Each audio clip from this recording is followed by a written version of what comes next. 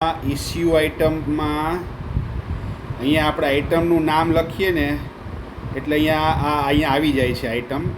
હવે એ જેમ અહીંયા આઇટમ આવી જાય ને એ સાથે જ એના વેસ્ટેજ, એ આઇટમના જે વેસ્ટેજ હોય ને એ અહીંયા આવવા જોઈએ.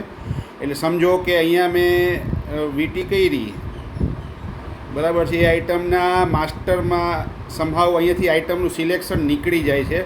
તો આ પણ એક જોઈ લેજો કે આઇટમ આપણે અહીંયાથી આમ સિલેક્ટ કરી, મેં આ વીટી કરી, અહીંયા એકવાર લખેલું આવી ગયું પણ અહીંયા વેસ્ટેજમાં ગયો તો આઇટમ નીકળી ગઈ, એવું નીકળી ન જવું જોઈએ. હવે વાત એ છે કે માનો કે વીટી સિલેક્ટેડ છે અને એ વીટીના વેસ્ટેજ 5 છે, તો 5 અહીંયા લખેલા આવી જવા જોઈએ. પછી યુઝર એને ચેન્જ કરીને 4.5 કરે તો 4.5 કરી શકે, 4 કરી શકે, 6 કરી શકે, એને જે કરવું એ કરે, બરાબર છે. એટલે આઇટમ વાઇઝ વેસ્ટેજ હોય એટલે આપણે એક માસ્ટર બનાવવું પડશે. અહીંયા ડ્રોવર મેનુમાં આઇટમ માસ્ટર, આઇટમ માસ્ટરમાં 2 ફિલ્ડ હશે.